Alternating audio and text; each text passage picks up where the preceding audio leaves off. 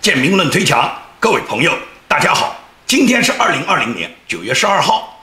在昨天过去的这个911的这一天，川普总统呢，他昨天发布了一个书面公告。这个书面公告呢，他决定呢，把9月11号呢定为美国的爱国者日。美国总统川普周四宣布，把今天定为爱国者日。声明说，我们再次承诺加强我们真实的美国价值观，让子孙后代心中铭记美国是自由和勇敢的家园。In the memory of all those we lost on this day 19 years ago. 因为大家都知道，美国这个国家，它建国200多年来，它很少呢在国民中去宣传什么爱国主义精神。它不像中共一样，中共呢它是对国民洗脑，孩子们从小一出生，从幼儿园开始起。中共呢就要对中国的孩子呢进行所谓爱国主义教育，所以说培养大量的类似于我们看到的现在这种你妈死了的小粉红。美国呢是很少做这种事，美国没有去号召大家要怎么去热爱美国，美国要体现什么爱国主义精神，但是美国人民都是自发自愿的，从内心里面爱戴他们这个国家。所以说，美国这么建国200多年来，他参加的所有的国际战争，基本上可以讲都是为伸张正义，为保护世界人民的和平，保卫人权。美国呢对世界做出的一种奉献，在这个过程中，美国涌现出了无数的爱国英雄。那么在911是美国呢完全没有想到的，他们受到了恐怖分子呢对他们的一种突然袭击。这个911这个打击呢，对美国呢可以讲叫心理上呢是最沉重的一个受伤，因为呢这是直接攻入到美国本土，而且是攻入到美国最繁华的都市纽约。纽约城在19年前遭受了恐怖分子对他们这种巨大的这种恐怖袭击之后，给美国人民的心头蒙上了巨大的这个伤痛。那么随后美国就改变了他自己国家里面政策的方向。也就是在911发生以后，小布什所有国家的这个战略就是以打击恐怖主义为主，一直到奥巴马接任以后，才最终把本拉登斩杀，这样呢，消灭恐怖主义呢才算告了一个段落。但是呢，恐怖主义依然很猖獗。在川普总统接任以后，又有什么伊斯兰国 IS 这样的恐怖组织、恐怖集团，在伊朗的支持下，仍然在中东呢兴风作浪，他们呢对世界和平呢是一个巨大的威胁。那么川普就任以后，对伊朗的2个恐怖主义头子，一个巴格达迪，一个苏莱曼尼，川普总统最终都决定了对这2个人施以斩首的战略。那么在巴格达迪、苏莱曼尼被斩首之后，伊朗这个嚣张的恐怖主义气焰呢已经被打下去了。所以说呢，目前来讲，伊斯兰共和国、伊斯兰 IS 的这些恐怖主义呢，已经被美国呢镇压下。所以说，在这个过程中呢，美国呢是涌现出很多英雄的。川普总统在昨天把美国之所以定为爱国者日，也就是要求大家永远不要忘记911，永远不要忘记那些在911这场事件里面奉献出生命的那个近3000的美国人。同时呢，在每年的911活动中，国家呢都会去表彰那些为美国做出奉献的那些杰出的英雄。 Today we pay tribute to their sacrifice, and we mourn deeply for the nearly 3,000 precious and beautiful souls who were taken from us on September 11th, 2001. 我们从很多画面上面呢，都能看到美国呢，无论是华盛顿还是纽约，还是川普总统亲自到达的宾夕法尼亚州，都举行了各种911的纪念活动。那么川普总统呢，昨天他也在白宫向美国的一个陆军的军事长叫托马斯·佩恩颁发了荣誉勋章，表彰佩恩他在2015年在伊拉克北部执行的一个战役中，从伊斯兰国就是 IS 的极端组织里面，他一个人就解救了75名人质的这种英雄行为。所以我们看到了川普总统在白宫隆重地举行了给佩恩的这个受勋仪式。同时呢，佩恩呢和他的妻子和孩子一起参加了总统给他的这个颁奖典礼。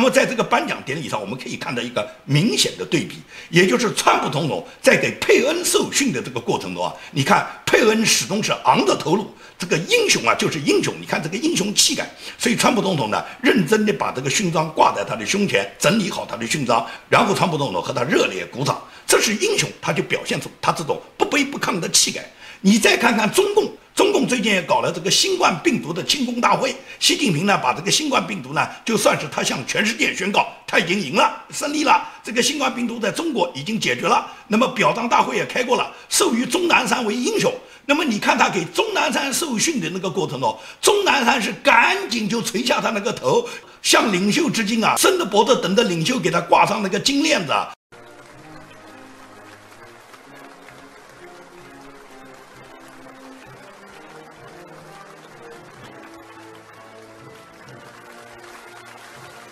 所以你看看，钟南山是中共热捧的一个所谓的在中国做出重大贡献的一个科学家，一个80多岁的科学家。但是这个80多岁的科学家在权力面前，马上就低下他的头颅，对权力顶礼膜拜。他的那副奴才样，你拿他跟美国的这个英雄佩恩相比，你看看他们同样都是接受国家最高领导人对他们受训，在这个过程中，他们个人表现出来的这个姿态，你就完全看出美国的英雄他从来就不向权力下跪，他今天能够被总统受训，是他自己的英雄行为获得的应该的荣誉。所以说，在美国可以讲是无数个像佩恩这样的英雄才缔造了美国。自由民主人权是美国的立国精神，所以说在美国我们处处可以看到，美国它是把自己的自由民主的这个价值观树立在美国的各个英雄之间。那么很多人都有这种误解，认为美国既然是自由价值观崇尚，美国既然是以基督文化的，自由民主人权是你美国的立国精神，那为什么不去铲除中共呢？中共这么邪恶，为什么不立即把它消灭呢？这个我要跟大家说呢，美国它虽然自由民主人权是它的立国精神，但是外交政策呢，肯定是以国家利益为优先嘛。美国在国际上对任何一个国家打交道，首先肯定是要维护美国的国家利益，不要呢去理想化美国，认为呢美国是应该帮助中国人民来铲除共产党，因为共产党很邪恶，共产党给这个世界造成了很多祸患，美国就应当有义务首先去铲除共产党。可以讲，美国应当来讲没有这个义务。为什么呢？如果你觉得美国有这个义务，那么8964以后，尤其是8964天安门大屠杀之后，那么美国为什么不选择跟中共断交，反而是变成了美国跟中国加强了他们的经贸关系？克林顿接任以后，又是把人权跟贸易最惠国待遇脱钩，永久脱钩啊，然后又是把中国拉入世贸，然后又促成中国的全球化，促成中国的经济腾飞呢？那都是因为美国认为当时这么做跟中共有他们互相之间勾兑的利益，美国是以国家利益为优先的。所以在这种情况下，美国从来就没有在对外交往，在国际战略上面是考虑别的，美国优先的是考虑他们的国家利益。所以这一点呢，大家就应该能想明白，如果中共没有对美国发生那么多的经济侵略、技术盗窃、红色渗透，包括多年来诉讼的芬太尼毒品，以及今年发生的大规模的新冠病毒对美国的袭击，到处都在伤害美国的利益，就不可能有蓬佩奥要求全世界国家都在美国和中国之间站队，美国立志要改变中共政权这个决心嘛。所以说，美国今天打击中共，仍然是维护的美国国家的利益，维护的美国国家的战略，并不是因为中共邪恶。那你觉得朝鲜不邪恶吗？俄罗斯不邪恶吗？伊朗不邪恶吗？美国并没有这个义务，只要你邪恶，我就一定要消灭你，而是属于你不能侵犯美国的利益。今天中共是美国利益最大的障碍者，最大的进攻者，也是美国利益造成最大的伤害者。所以说，美国今天不可能不教训你中共。蓬佩奥最近正在策划一个大的印太的军事同盟，这个军事同盟主要是联合中国的周边国家起草一个新的军事同盟的协议。这个协议要求什么呢？这个协议首先第一个就要求必须以人权为基础，也就是你不尊重人权的，你不是把人权作为你们国家民主建国立本基础的这种国家，你肯定是被排斥在这个圈子之外的。首先你就是要尊重人权，这是第一。第二个，也就是加入这个同盟的国家，每个国家都要把你们每年当年国家 GDP 的2%要贡献在这个同盟里面，作为军事经费来防卫中共对你们的侵略。因为美国可以来保卫大家，但是美国来保卫大家，你们大家得拿钱啊，每家拿2%，这个跟北约是一样。第三个，也就是各各个国家呢，他们之间实行零关税待遇，也就是促成大家的经济发展。大家之间都是零关税的话，也就促成你们的经济在你们彼此各个国家之间流通，各个国家交流，你们呢铲除你们之间的贸易壁垒。然后美国会把这个新组建的这个印太的军事同盟跟北约呢把它合并起来以后，组成一个新的联合国。那么毫无疑问来讲，未来新组建的这个联合国会包括台湾的，100%的排除中共。会不会把俄罗斯排除在外，现在还要看俄罗斯的态度。那么只要中国大陆一天不实现民主，中国共产党和现在中共所控制的中国政府100%是被世界孤立的。因此蓬佩奥的这个印太军事同盟，它一旦建立以后，马上跟北约合盟以后，新的联合国就会在川普总统下一个任期就一定会成立了。原来老的联合国毫无疑问来讲就会得到废弃。目前来讲，美军的上将已经访问了蒙古，和蒙古也签订了协议，美国即将在蒙古部署美国的中程导弹，而这个中程导弹直接对北京构成了最近距离的打击。所以说，蒙古跟美国的联盟以后，直接让中国现在已经被美国部署上中程导弹之后，也就是来自于中国北部的对中国进行的这个控制，已经让中共呢现在像热锅上的蚂蚁一样。那么中共在南海制造了那么多军事岛礁，搞了那么多军事侵略，毫无疑问来讲，东南亚的国家对中共是非常反感的。那么美国印太的军事同盟一旦建立以后，也就是完全可以遏制中共在南海对各个国家形成的军事上的压力。所以说在这种情况下，整个中共就已经被美国和美国的盟国完全包围。在这种情况下，可以讲中共他现在是腹背受敌的，所以中共现在每天就是盼望着呢，盼望着拜登能够接任，盼望着拜登在这次大选中能够打败川普。如果拜登上台以后，很可能蓬佩奥搞的这个什么印太的军事同盟啦，什么未来的新的联合国策划了，很可能都会泡汤了，因为拜登他绝对不会这样做。拜登他曾经在白宫待过8年，中共很清楚拜登会做什么样。拜登，你别看他讲那么好听，拜登在9月9号在密歇根州演讲的时候，他说过这么一句话，说是当我入主白宫，你们将会有一位美国历史上最好、最团结、最友爱的总统。那么拜登他又不是没入主过白宫，他在白宫待过8年，当过8年的副总统，谁看到他是所谓美国历史上最友好、最团结、最友爱的总统呢？但是拜登这个人语无伦次啊，他就在讲这段话之后，他讲着讲着就不知道自己该讲些什么好了。他说什么单子我忘带了，我找不到了，放到我口袋里面了，我给工作人员了，工作人员在哪里？你们有没有旁边有没有工作人员 You're going to have the best, most friendly union president in the history of the United States of America when I'm in the White House. I want to thank you all. I carry with me, I don't have it, I gave it to my staff, but I carry with me in my pocket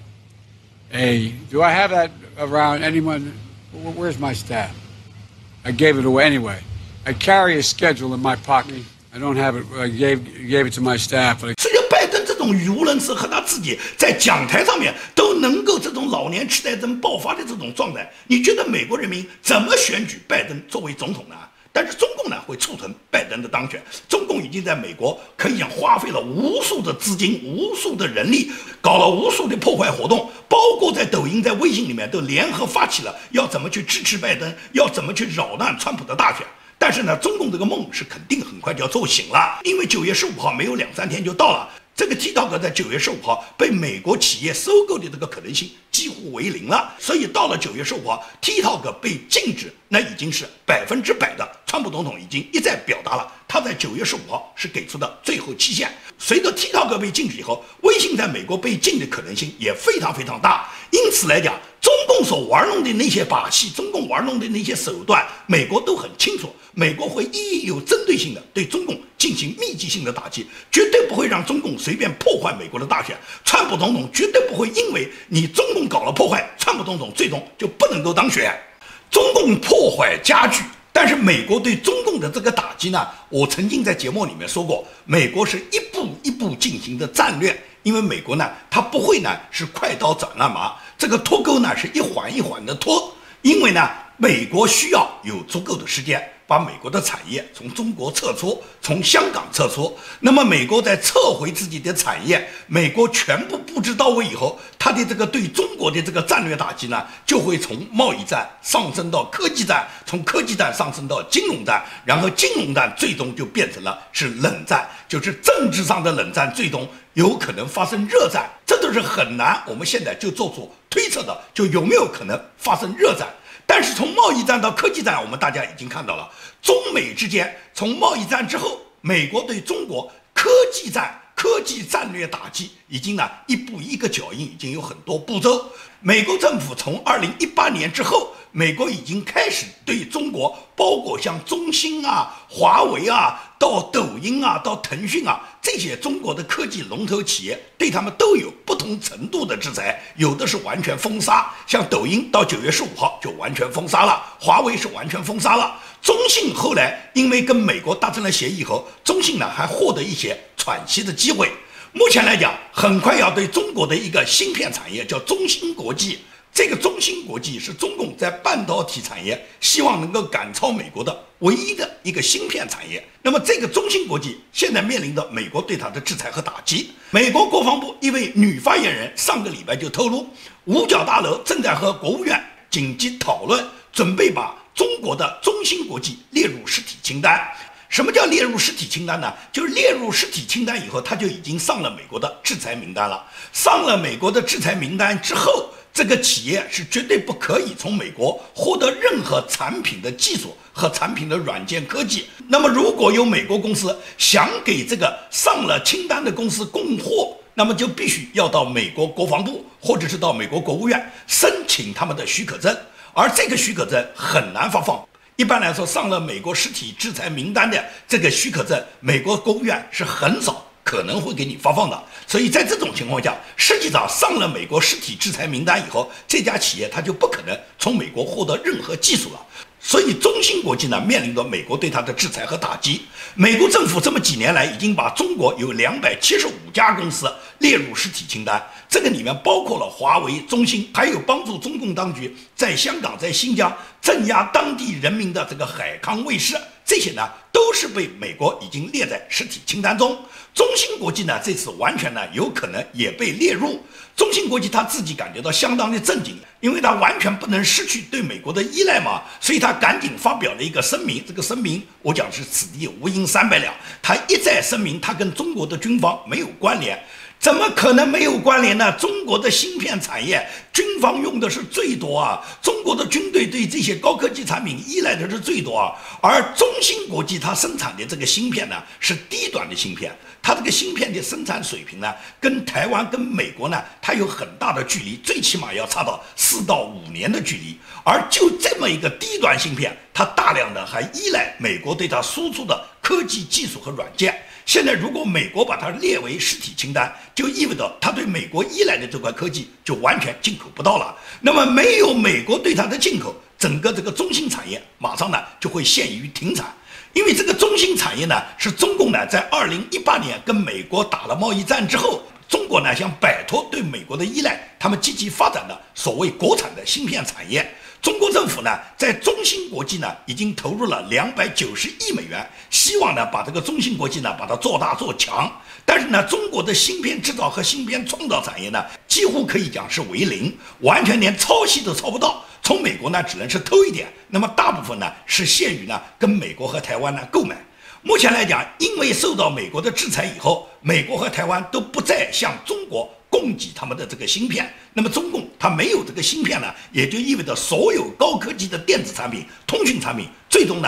都会停摆。所以说中共现在非常的着急，这就是美国一旦制裁以后，中共你就活不下去。这仅仅是科技战，还没上升到金融战，上升到金融战，最终就会把美元体系，把中国踢出美元体系，把美元跟中国所有结算的那些银行，把你全部斩断。也就是中国的任何一家银行，包括香港的银行，你都不可以使用美元，都不可以跟美元挂钩。当然那时候你就人民币自己玩玩，习近平反正他要内循环嘛，你就慢慢循环嘛。现在可以讲，美国也好，国际社会也好，对中共是看得很紧的。刘亦菲的这个迪士尼，在迪士士尼投资刘亦菲搞的这个花木兰影片的时候，刘亦菲自己不知深浅，她在去年反送中运动中，她跑去撑港警。那你撑港警你就撑了，你港警一撑你就要考虑代价，因为你撑港警的结果就意味着香港民众和海外的华人民众肯定会抵制你这个所谓木兰。而这个木兰她在这个影片放映之后，现在她新的麻烦来了。美国国会中国委员会昨天已经证实对迪士尼的木兰剧组要进行调查，他们致函了迪士尼的 CEO， 要求迪士尼详细解释迪士尼与新疆当地这个宣传部门、公安部门合作的情况，一共要迪士尼高层解释跟中共他们合作的中共的宣传部门、公安部门合作的10个方面，这些材料都将会在美国国会举行听证。而迪士尼有没有可能受到美国国会对他的调查，最终是制裁？目前来讲还不好说。可以讲，迪士尼为了讨好中共、牵美中共，现在最终是什么？是国内党媒对他也封杀，而美国的国会对他要进行调查。而刘亦菲因为参演了这部影片，又发表了什么挺港的言论以后，她现在已经成了众矢之的。外交部的新闻发言人赵立坚说，刘亦菲就是当代的花木兰，我要为她点赞，因为她是真正的中华儿女。我不知道赵立坚讲这个话有没有搞错啊？人家刘亦菲是美国籍，是你哪门子中华儿女啊？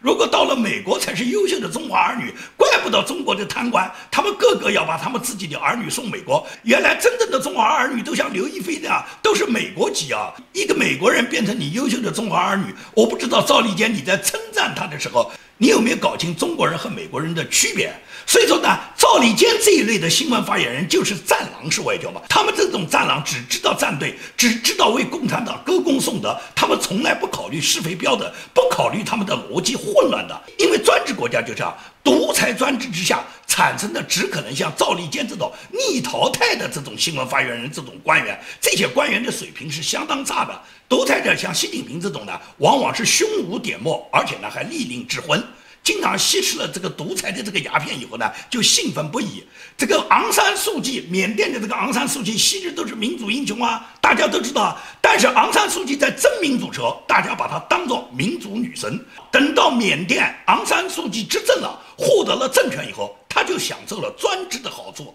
他享受了专制，就相当于他吸食了专制的吗啡以后，他就兴奋不已，而且他停不下来。由于昂山素季在执政以后，他一味的采取各种独裁专制，他已经完全站在民族的反面，所以欧盟的萨哈罗夫奖就在9月11号就宣布把昂山素季从曾经颁发给他的萨哈罗夫奖里面把他除名。欧洲议会的副议长叫豪塔拉，他9月11号就在布鲁塞尔宣布，昂山素季被欧盟萨哈罗夫奖获奖联名委员会把他除名。这也是这个委员会有史以来第一次把一个获奖者把他除名的。那么昂山素季为什么到了如此地步呢？就是因为昂山素季他在获得了政权以后，他根本没有履行他曾经在追求民主的路上时候他许下的那些民主夙愿，他是欺骗了广大的缅甸人民，也欺骗了世界爱好和平的人民。本来世界上有很多重要的和平奖的授予给他，包括诺贝尔和平奖，包括萨哈罗夫人权奖。而昂山素季作为世界上多名人权奖项的获得者，也是在民主道路上被人们奉为民主女神的一个人。在他实际上最终民主获得了成功，获得了政权以后，他很快就沦为一个独裁专制者。他最终被英国几所名校对他的个人的名誉除名，他被萨哈罗夫奖除名，都是因为他劣迹斑斑的政治操守，他自己获得的应该付出的代价。他无论是在缅甸国内实行他的独裁统治，还是投靠中共，跟中共这个邪恶的政权打得火热，这都是昂山素季他今天离人民越走越远的活该的下场。所以说昂山素季最终是被人民唾弃的。昂山素季的蜕变就很好的演绎了一个所谓追求民主的民主女生，最后堕落成一个民主的敌人，一个专制的独裁者。所以昂山素季这一类人，他将会走进地狱。今天的节目就跟大家做到这里，谢谢大家。